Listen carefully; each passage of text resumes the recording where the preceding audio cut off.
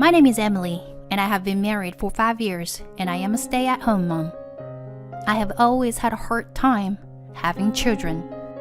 When we got married, my husband Jackson and I talked a lot, and we almost called off the marriage once. Jackson still wanted to marry me, and as a result, we have come to this point. I have been seeing an obstetrician regularly, but so far, no problems have come up. Then one day, I received a text from Jackson, and I couldn't believe my eyes. This isn't something I should do over text, but I need to tell you something important. What's wrong? It's hard to tell you. Huh? What is it? If you don't tell me, I'm going to struggle to finish my evening work. The truth is, I was thinking about divorce. Divorce? Who? You and me. Who else? This is definitely a conversation that shouldn't be over text. But why? Do we have any issues? Well, is it because I can't have children? There's that, but also, I already made one. Made what? A baby. Huh? With who? Someone you don't know.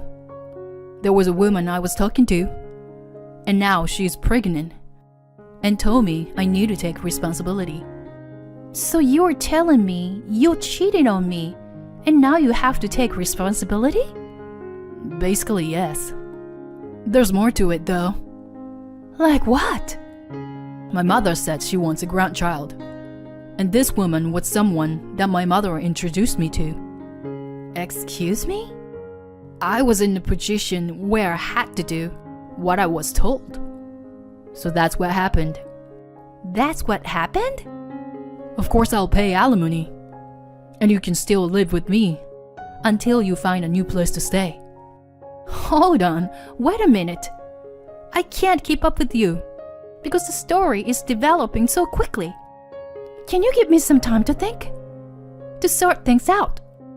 Of course. But please, don't say you won't divorce me. It will be a waste of time and money to go to divorce mediation, wouldn't it? Does that mean we're definitely getting a divorce?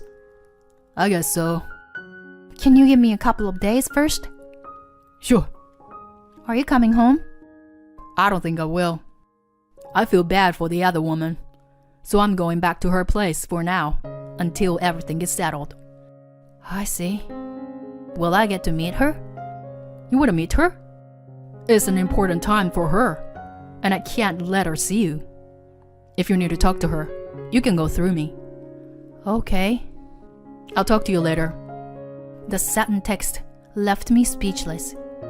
Yesterday, or even until this morning, I thought we were having a normal conversation, a normal couple. But in fact, it was all a lie. I was stunned that we had actually broken up a long time ago. And I decided to finish work that day anyway and go home to think things over. When I arrived home, I received a text from someone on my cell phone. The sender was my mother-in-law, Mira. Emily, are you at home now? Yes, I just got home from work. I see. I'm sorry, I thought you were at work. By the way, I'm sure you heard from Jackson. I hope you're getting a divorce soon. Yes, ma'am. And Jackson says he's going to pay you alimony. But you don't think you're going to get it, do you? What do you mean? I mean that this whole thing started with your inability to have children in the first place. Remember? That means you are the cause of Jackson's affair. How can you say such a thing? It's the truth, isn't it? Besides, once you're married to someone, it's only natural that you want Jackson to be happy, isn't it? A child costs a lot of money. He doesn't have money to pay you. You know that, don't you? What about my happiness? I don't care. You shouldn't need that much money once you're single. And Jackson needs the money to raise his child. It's common sense. But my husband cheated on me. At the very least, He should pay me alimony. Money, money, money. You're so disgusting. Like I said before, you are the cause of the problem. I should be the one demanding you alimony. That makes no sense. I have told you from the beginning that I have difficulty having children. And top of that, Jackson married me, right? And then this betrayal. I don't know anything about that. Anyway, he's not going to pay alimony. That's all I'm saying. Bye. This outrageous text from my mother-in-law followed my husband's text earlier that day. My life was ruined. I somehow made it to work the next day, but I was feeling terrible. I had no life, and the people around me were very worried about me. However, I couldn't talk about this kind of thing to the people around me. I had no choice but to say, I'm a little sleep deprived. Then, as if to push me further, I received another text from Jackson. So, are you ready for the divorce? You should have had enough time by now. I've already come to the decision. It's just a matter of what you will do. But you just asked me yesterday. I can't grasp everything that quickly. There's nothing to be confused about. You just need to agree to the divorce without being stubborn. I'm going to start living at home with my lover now. I'm relieved to hear that she and my mother seems to be getting along well. I'm not saying that you didn't get along with my mom though. It's just the infertility thing was a bit of a problem. I see. You were moving in together. And, about the other day, about the alimony. What? I talked to my mom about it, and she said it would be wrong for me to pay it. Yeah, your mom texted me and told me that. She said, of course I would get cheated on because I was infertile. If you say it like that, I sound like the bad guy. That's not what she meant. This is the best thing for the both of us. I'm also talking to a lawyer about our situation. A lawyer? Oh, but don't get me wrong. I'm not looking for a lawyer to come in between us. I'm just asking for legal advice. I see. About the alimony. How about offsetting it with the fact that we can't have kids? I think that's a pretty good compromise. What do you think? What do I think? We talked a lot about my inability to have children before we got married. We even talked about not getting married at all. But you said you were okay with that, so we got married, didn't we? Did I say that? I remember it was kind of vague and ambiguous. It was like, let's just think about it after we got married.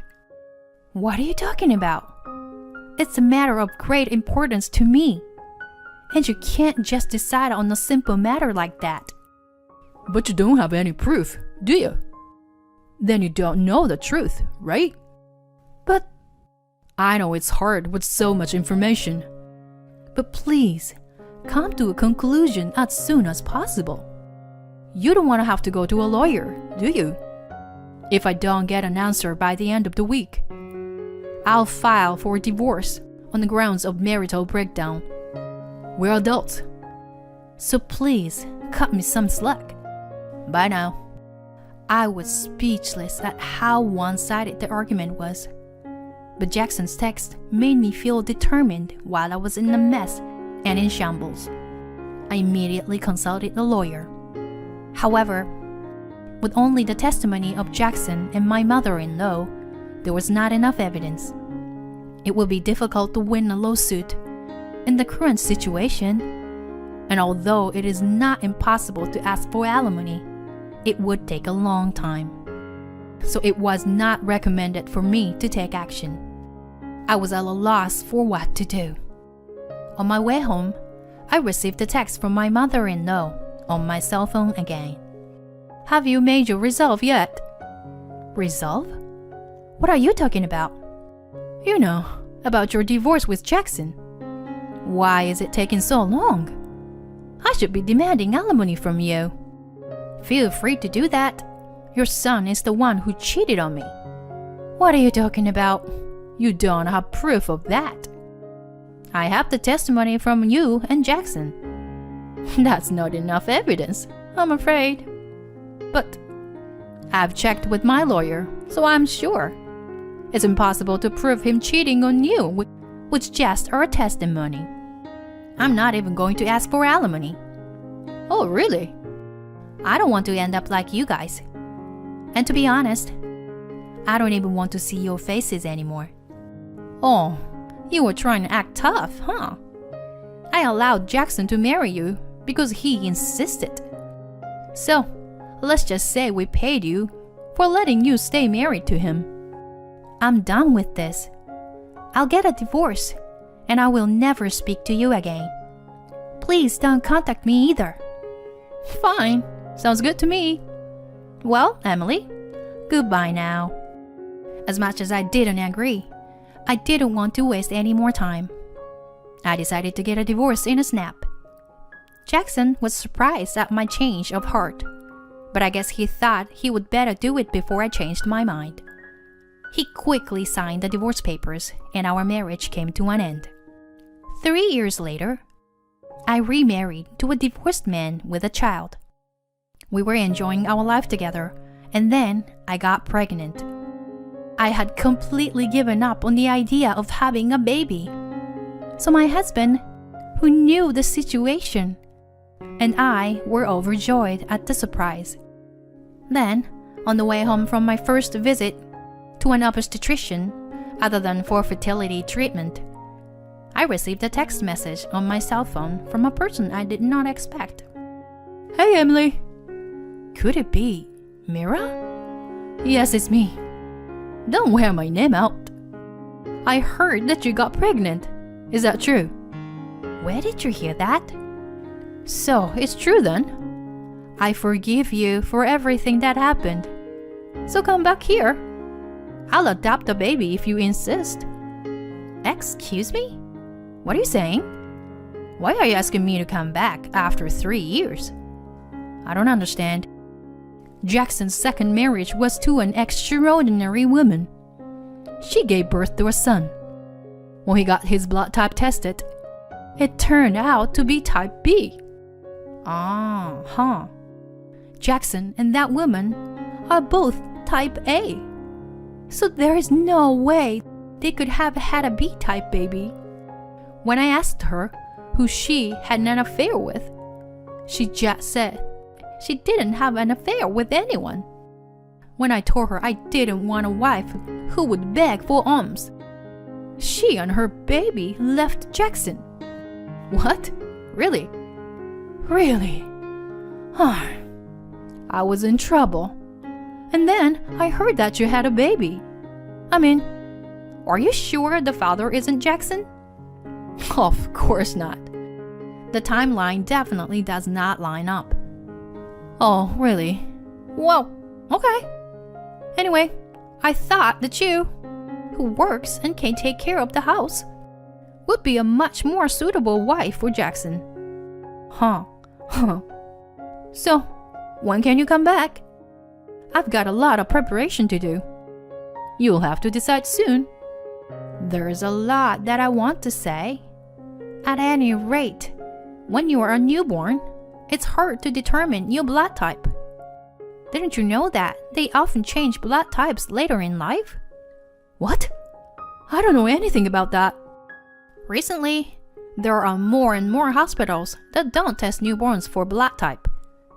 I was told at the hospital too, and I'm sure you can find out about it if you do a little research. It must have been really bad if you were nagging at Jackson's wife like you did with me. Well, it's none of my business, so feel free to do whatever you want. Don't say that, Emily. Let's meet and talk first. It'll be fun. No, thank you. I thought we were never supposed to contact each other again. Well, it's fine. We're family, right? No, we're not. I'm divorced from Jackson, and I am a stranger to you now. Have you forgotten? I haven't forgotten. But once, we were a family. How can you be nice to someone you thought was your family, but then simply kicked out from the house? I don't care about you, so please don't contact me again.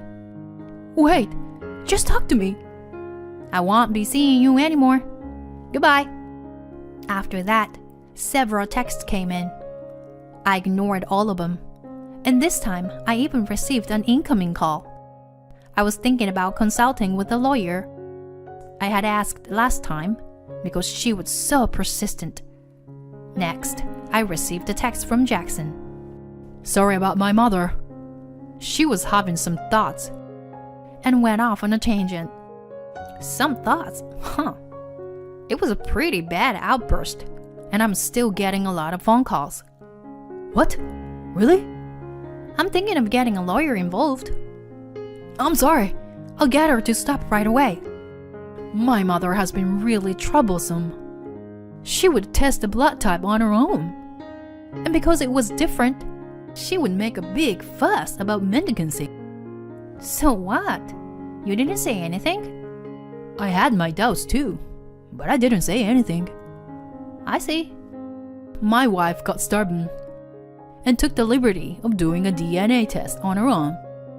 When I asked her about the test results, she was furious that they proved paternity. I'm divorcing you, she said. She even demanded alimony. Isn't that terrible? Huh, I see. Are you tired? You don't seem to be reacting much. I'm just not interested in what you have to say. Hey, don't say that. If you start talking like that now, you are going to have a hard time from now on, okay? Like my mom said, you were going to come back here, right? Huh? When did it come to that? Because my mom said that you were wanting to come back. You're just being stubborn right now.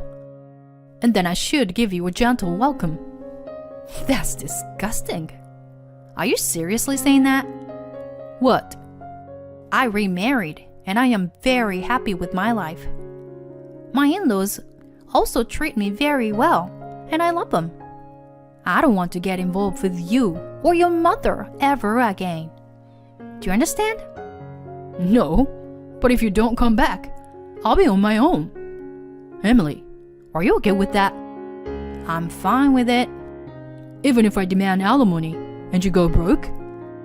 It doesn't matter. We were married once. You should help me out if you still have love for me. Your mother said something similar. You're the ones who broke off that relationship. But I will never see you again, and I'm blocking your number. Are you kidding me? Emily, please, come back. This is the last time you'll hear from me. Goodbye. After that, I left everything in the hands of the lawyer I asked for as quickly as possible. This is what the lawyer told me. Jackson and his wife ended up going to court, and after a while, they got divorced. Jackson's financial situation is very bad due to paying alimony and child support, and the story seems to have gotten out to his company from somewhere. It seems that even within the company, rumors began to sneak around behind his back. In the same way, rumors about the divorce spread through his relatives. And now, his family does not associate themselves with him or Mira. But I don't really care about that. I am busy preparing for my baby. But hearing this was a good stress reliever.